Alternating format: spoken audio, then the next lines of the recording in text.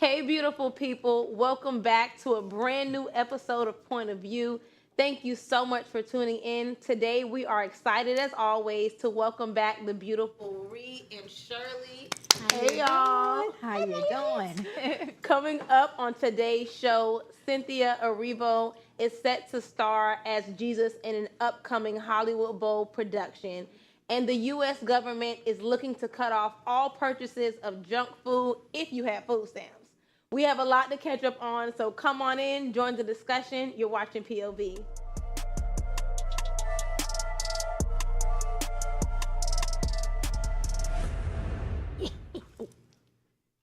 So Cynthia Erivo is set to play Jesus in the rock musical Jesus Christ Superstar at the Hollywood Bowl. Even though some people are excited and are really looking forward to this, others find it disrespectful and controversial. Social media is having mixed reactions. I was too, I'm not gonna lie. But I did a little bit of research on where y'all at with it. I don't like it. Let Jesus play Jesus. I don't like it. I don't like it not one You mean that bit. white Jesus? No. First of all, Jesus is no color. He is all colors, okay? So I hate when people try to say, oh, Jesus white, or they try to, say something about no, he is all colors. Right. We don't know what he is. He all people. So, you can't put a color on that. That's a good point. That's how I feel about it. Maybe he light skinned. I don't see any issues. That also could have been You know what I'm saying? Mix it all together. Right. Yeah. I don't see any issues with Cynthia playing the musical. I think a lot of people may have been thinking that it's the film that we were watching in the 90s. Passion of the Christ. Yeah, the one where he was brutally beaten. We, suffered trauma as children from watching it. Mm-hmm. But the one that Cynthia is playing in, it's in my opinion, it's more satire than it is about Jesus Christ. It's not a holy play. So I feel like that would just be her, getting a new role. It's just fun. Playing. Yeah. Fun. And nothing is fun about it. So that's my That's issue what that's with the play. That's Yeah. the point though. That's what I think people are But it's a classic. hoping. It's a classic play. Yeah. It's been around for years. Yeah. People have loved this play, and it's written by Andrew Lloyd Webber, was it? And Tim Rice. So, they're classic writers for Broadway shows. Yeah. And this has been this was on Broadway for years. And so now, they do it all the time. They always do a reprise, a revival of it all the time. And this for 3 days at the theater. So, I feel like I the don't people that know. are talking on social media ain't seeing it. right. Because they were offended. I don't know what they were offended by. That's what I'd like to know. What was offensive about it? I think maybe possibly what was offensive, because initially I felt offended. But I think I was just comparing it before I knew that it was a satire, comparing it to, you were just playing this evil witch and, now you're going to be the holy Jesus. But it is news to me to find out that the play is not holy at all. Yeah. It's just blasphemous. Yeah, exactly. that's it. And I think that is what, That's not it. That's a big deal. offends That's people a huge altogether. deal. But Yeah. also in Wicked, she's actually not an evil witch.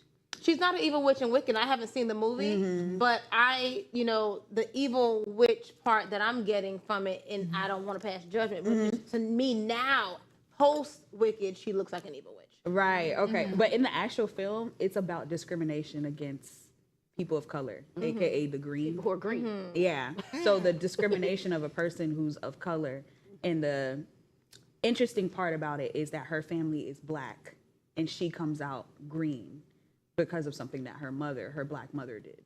Wow. So this actually kind of sound good. It's actually really good. I feel like don't get caught up in the fact that it sounded good, because this is what the world tends to do. You know what? You're They right. try to use. Let me I feel stay like they focused. try to use inclusion to bring all the devil stuff in. Oh, yeah. Yeah. So we don't need to be included in that. I ain't That's a watching good point. I changed my mind. Change my mind. Do we think? What do we think would be? Who do we think would be a better fit to play Jesus? I know that was an initial question of mine, but now I feel like it's on brand. They done picked her. It is blasphemous anyways. And Right. I mean, Jesus is a woman. Jesus married to Mary Magdalene as a woman. Somebody who got some whatever. wool hair. Lord, Like they I see said. now. That's a whole other thing. No, I don't know if that's what's happening. But Yeah, I don't really know not saying- what but I mean, role it's in blasphemy. Jesus she's going to be playing because. But they said she's gonna be She's playing a Jesus. title role, Jesus Christ superstar. Yeah, but I know there's different. They had different Jesuses? Yeah, they had the different Jesuses. Different Jesuses. So I don't know. I don't know what role she's going to play as Jesus. What I do know is that the Bible says that God would not be mocked. Exactly. And so I'm interested don't- to see with all this especially now. mockery that has been going on, I'm interested to see maybe low key what we won't hear about on the back end, because a lot of these, not to say this is a demonic movie, but even when you think about, demonic movies and things like that, oftentimes they do have some type of spiritual interaction and there are things that happen. And so I want to see if she really gets any skinnier. Yeah. And disappears. The musical's a little risque. So like I said, unless y'all I gotta won't see be seeing it. I won't be seeing it. If you have the stomach for it, tell me about it after the fact. But on to our next topic. The U.S. government is considering to ban food stamps from being used on junk food and sugary drinks. I got Coke in my cup right now. Agricultural Secretary Brooke Rollins thinks taxpayer money shouldn't fund unhealthy choices, especially for kids. So how do we feel about this? Should the government decide what people can eat? I mean, my opinion, I don't see nothing wrong with it. Because it's like, if I give you the money to get food, get the food. But your snacks, that's a privilege. You know what I'm saying? That's literally a privilege. So you buy snacks with your money that you make, since I'm paying for all the other stuff. I don't But see a big deal. should people who need financial help to pay for groceries in this messed up economy, should they not have the privilege of having something sweet every now and then, for one? And then the reason that I have a problem with it is also because America is one of the most unhealthy countries on the planet. Yeah, correct. And so I feel like in a way this is more controlling than it is concerning. I really what don't I believe feel. that they're concerned about- That's what I You know what I'm felt saying? about it. Yeah. So To me, it's Agenda 2021. And that's what, they have been doing this agenda for quite some time. It had been, it's like it started in Brazil like in I want to say 90 or something anyway. It's been a long plan. It was called Agenda 2021. And this is part of them starting to get people to be dependent on the government in a way. So you see how all the economics are like going that way. Right. And then they're going to tell people what jobs they're going to have, how they're supposed to do this, how they're supposed. That's part of that agenda. Wow. And now when I saw this today, that brought it all back to me of what I read and what I studied on in that agenda. And I'm like, oh my gosh, this is exactly what it is. And like she said, I don't think it's out of being concerned. If it was out of concern, then you could say, but it's out of controlling people. I'm giving you the money, so you do it like I want you to do it. And that's how they plan to do it in that agenda. That's what it was all about. So in the United States, snacks are junk food, but in other countries, snacks are snacks. Oh, snacks are snacks. Snacks are not snacks. junk food. Snacks are snacks. Lay's in Europe doesn't have the same ingredients that Lay's In the America. U.S. has. That's a lot of things. So if we're gonna play this game where we're gonna control what snacks you consume, you should start with eliminating the things that cause it to be junk food Right. in the first place. I agree. Good point. That's a great point. Yeah. So now if we're gonna say we're gonna have you eat more whole foods, cool, you're gonna have us eat more whole foods. Why don't you just make the snacks whole food? Make them Healthy. Right. Make them healthy. Right. Correct. Right. That's I agree a with really that. good point. So do we think that imposing this ban, does it seem harsh, or what if they just limit the junk food that people are allowed to purchase with food? I don't know if it's harsh. I don't know. I feel like in one instance, it would be, I don't like to be on that side, but in one instance, it would be good because it will at least encourage people to eat healthier. Yeah. On the other end, people like snacks. I just feel like you shouldn't tell people what they should get just because you're like, these are the entitlements, and they were entitlements of what they were called all along, and you're giving this to people. I think they should be allowed to get what they want. But then on the other hand, it encourages eating healthier. I don't know. I just feel like when you said about the entitlement, okay, I get that. But it's kind of like certain people feel like they're entitled to get these food stamps. So you No, you're want me right. to to give you the money. Yeah. But so I'm giving you money for food. The food that I'm telling you to buy, you can survive. You and your kids. Yeah. Yeah, because Snacks is a privilege. Them candy ladies, Correct. they be using them food stamps to buy that. Exactly. Buy the snack to sell. Don't put them out there. Please. But one thing that I did see, I was coming up in conversation, and I don't know if they're like, trying to like put it into legislation, but I did see something about possibly being able to control or monitor in some sort how long people are also able to stay on Section 8 and government assistance. Now, that is something that I feel like should be regulated versus how, like, so many people you've heard maybe through the grapevine that, they've worked the system and figured it out so well that their kids are, inheriting their Section 8. It's something to leave to your kids. And, 3 generations have been on Section 8. And that's why there's a waiting list of people that need it to really better their lives. They can't get none. And it's like with the whole Section 8 thing, it's really disturbing when you really, really think about it and you just sit there and just really consume. Like for people, okay, like single moms or whatever, single dads, whoever, if they need Section 8 because they can't afford, I get it. But a lot of people, they're not even thinking about the bigger picture. When you're on Section 8, a father can't live in the house with you. Right. That's the agenda. Yes, because if he does, you lose your Section 8. So these people have formed something.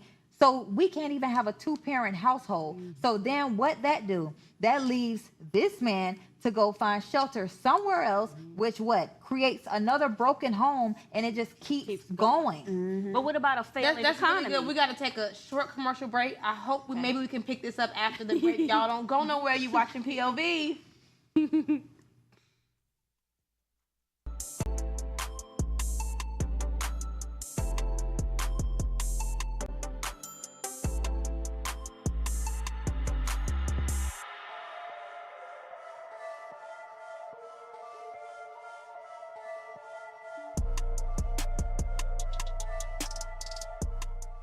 Special shout out to those of you that are sticking with us during the commercial break on our socials. Oh, me, it's the break.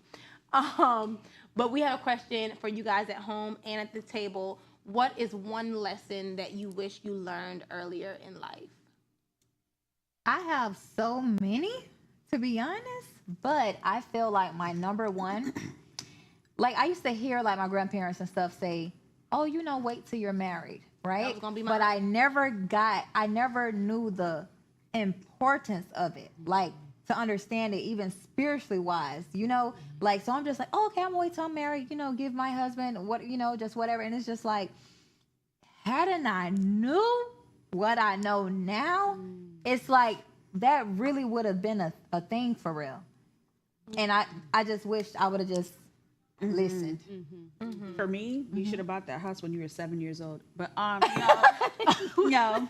But on the topic of buying a house, using some of the money that I've gotten when I was in my early 20s to save it towards purchasing a home and or purchasing a home in college and renting it out. Yeah. What about you, Raquel? What about me? There's a lot. You go ahead. I don't know. If it was me, definitely some. If it was me, I would be right where we was with it. I wish I would have, and we were taught, but just that there was a lack of understanding there. Right. So, I thank God nothing happens before it's time, but maybe things would have turned out differently. Who knows? It's all in God's will. So I thank Him for that. But we'll be right back to the show in a few minutes.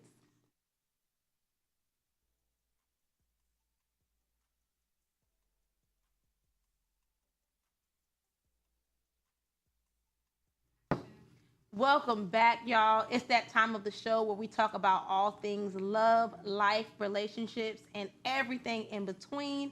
Let's get into Girlfriend's Guide.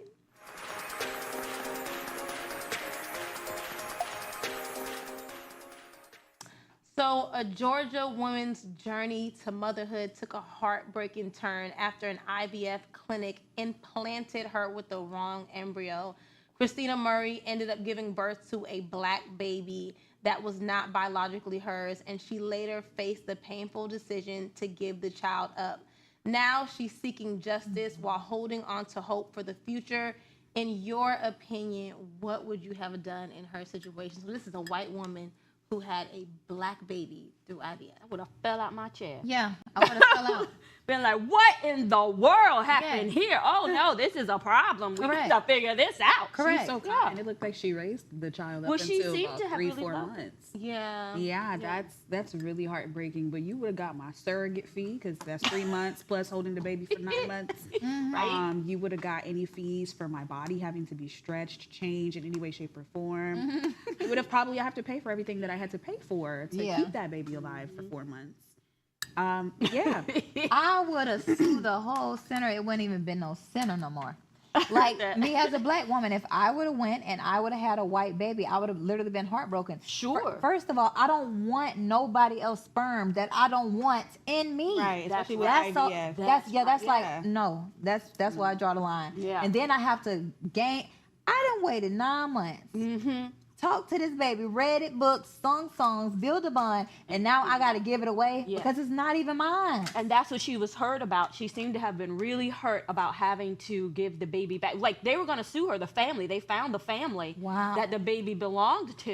So I don't even think it was her eggs or like you Yeah, say no, it the wasn't. bodily Yeah. fluid, the Yeah. sperm, none of it. Oh. So that's like an invasion of your body Yes. already, right? An invasion. And literally. then the family got the baby, but they were going to sue her, and she was just like, have the baby. She was like, she's hurt by it because she's Yeah. like, I had this baby for 9 traumatic. months. Like, how you gonna sue me? This is like my Like, it's baby my fault. now. Right. Yeah. And so she just went ahead and gave the baby back, and now she's like suing that clinic for she sure, as should. she should. Yeah. And now she's like, I don't even know where my eggs are. Right. And you see what I'm saying? Yeah, that's so so her eggs sad. can be in somebody else's Oh my body. That's what she's thinking, No, or ma'am. somewhere out there. And she's Yeah. like, what? And she does have a really good lawyer, allegedly. Yeah. And so I hope that it really works out for her. But to your point, I didn't even think about that. That she needs compensation for them fees because how you just gonna come and take the baby from me? Y'all need to pay me back because even if they were storing their eggs or sperm or whatever at that same clinic, Right. had they wanted to utilize that, they would have had to pay. So Right. Well, I IVF think- is a pretty penny. I really think Exactly. it's the clinics. I think it's their bill because they're the ones who made Yes. such a flagrant mistake like Yeah. that. That's awful. Yeah, they said that her lawyer has represented thousands of people in IVF cases and things like this, and thousands of successful cases as well. So I'm really hoping that they can Yeah, she get her gets some something. serious money. Like she really need her name on that clinic. They had a show, her name on the clip. Period. Right. They had a show about this called Jane the Virgin. Yeah. And Jane love went in. Jane. I used to love that show. And she went, I think she was just going to get an exam. Yep. And she ended up coming out of there pregnant. Yeah, No, they ma'am. inserted someone. And she had never had sex with anyone. So that was shocking. Everyone was so Now shocked that by you her having think, this now baby. that you say that, why didn't Jane sue? Jane. Hello? I think she had, Wait, she I was. didn't do it either? Listen, we recently spoke about Jamaica wanting to implement mandatory DNA testing at birth. This is something that would have definitely come in handy. Yeah. You know, just go ahead and run that baby. Let's Right. see the receipt Yeah. real quick. Yeah. I think they should They do that do, though. but Mandatory. they do, and at least when you have a baby, your first blood test is a DNA test when you're pregnant. Oh. Your first blood test also confirms everything that you need to know in the first blood test. So I done been How crazy. did- I ain't know about this how- now. I've said yeah, it. well, but how did they not see that the babies, like, okay, let's just say she decided to do genetic testing. They didn't see that the genetics were not her. That's a whole But nother you're lawsuit. saying this is something that they do. That's When a you're mandatory first pregnant, they ask you, do you want to get genetic testing to confirm whether the baby's gonna have Down syndrome, or are they gonna have Yeah. Okay, sickle cell this is true. This is anemia? true. So when you do the genetic testing, you need genetics. Right. Is Right. this her genetics? Oh. And it'll tell you, is it a white baby? Is it a how did y'all miss What in the this? world really going on here? Pay up. How do we think this story That's would have right. played out if Christina fought to keep the baby? Do we think she would have won the case? I mean, should've, She right? could have. Probably. She literally She could carried have. this baby. Because I literally carried it. Yeah. So it's like, how could I? Luckily, it's she not my got a fault. good heart. Yeah. You know what I'm Yeah. saying? Yeah. Because She didn't request. this is Yeah. technically mine. Yeah, And but that's, she what didn't that's request how that. she felt, though. She like, didn't request this is my insemination child. by someone else. Yeah. So She felt like it was her child. When I saw the video, she really seemed sincere about, this is my baby. Right. But because of the DNA, she decided to give the baby to that family. Yeah. And now she's hoping to have a baby because she don't know where her eggs are. But now she has to do that Hopefully she again. has some And eggs. IVF treatment is hard from what I've heard from other Yeah. women. You constantly injecting yourself, making sure Praying that it's that they're successful. successful. I'm like, imagine if that was her only opportunity to have a successful And then IVF imagine the treatment. trauma, even when she's carrying a new baby, if she decides to do that, she could possibly lose the baby because it's too much trauma. Pay the Worrying bills. every day, wondering if it's yours or not. Right. That's too much. Oh, So my gosh. low key, I feel like this thought of mine is controversial a little bit, but a part of me, when I initially heard the story, felt like as much as I, sympathize and I feel bad for her, it also made me feel like I know that IVF is a valuable tool, but God is the giver of life. And I feel like Yeah. sometimes when humans try to take so much control into Yeah. something being able, like life to be successful, then these are things that happen sometimes. And I know there are, it's going to be said, oh, some people can't have babies. I get it. I know it. I respect it. But I feel like if it's for them to have a baby, God don't give them a baby. That's correct. Yeah, but now it's time for our final segment of the day. Let's get into mind, body, and soul.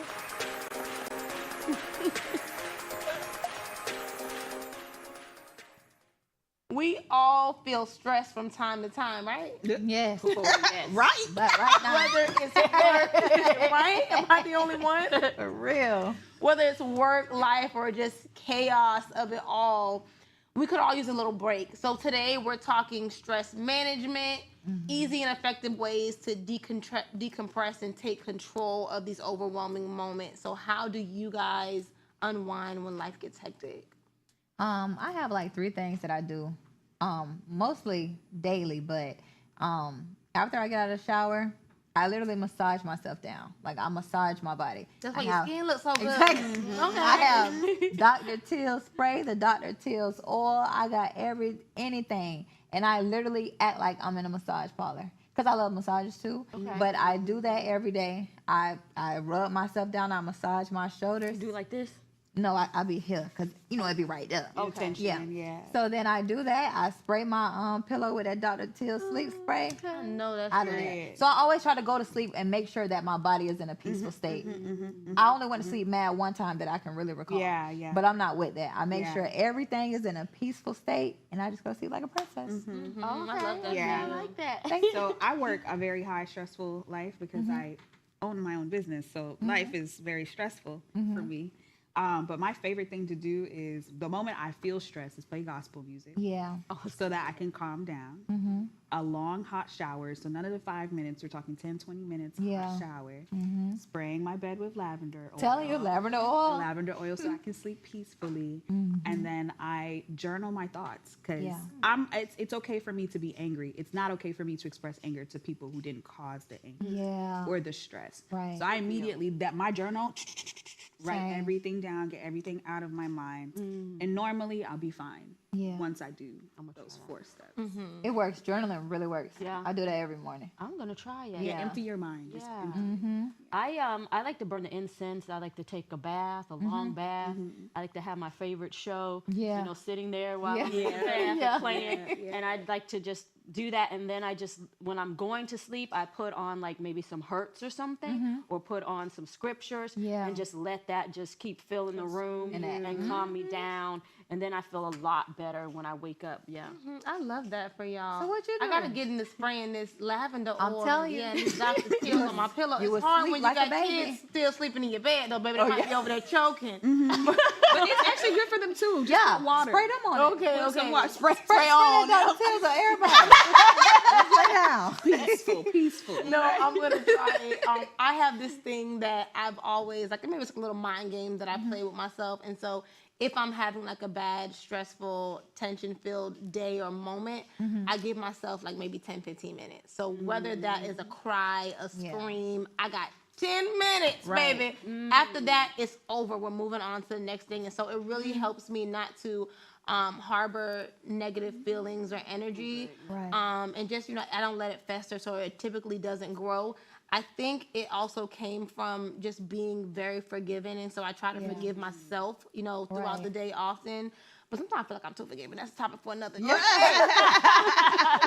You can't say you too forgiving when God is not too forgiving. I'm telling you, he say, you know, 7 times 70 or 7 something. 7, Yeah, all them I sevens. know, honey. Right.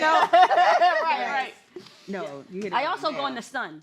So sometimes, Yeah. like, do oh that my too. God, 30 minutes I had to a get in the day. sun. I'm like, the sun, because otherwise, like, I know when my head starts doing it, my body and physiology, and inside it starts tightening up. Then I'm Yeah. like, okay, I know for sure I got to get out Some in the sun. sun. So everybody think that I'm crazy, but I saw Dr. CB say one day, you're supposed to walk outside with no shoes. That, I be doing that, and I be feeling like I be doing refreshed that and too. renewed. And after a while, my foot be starting to itch. I ain't gonna hold you. I don't know what's going on. I'm not lying. But before That's we wrap, ants. something is happening. But before we wrap up today's show, we've been celebrating Black History Month all month long. And we'd like to leave you with a powerful quote from Michelle Obama. The only limit to the weight of your achievements is the reach of your dreams and your willingness to work hard for them. Thank you so much for tuning in. Don't forget, Point of View, weekdays, Friday only at Afro.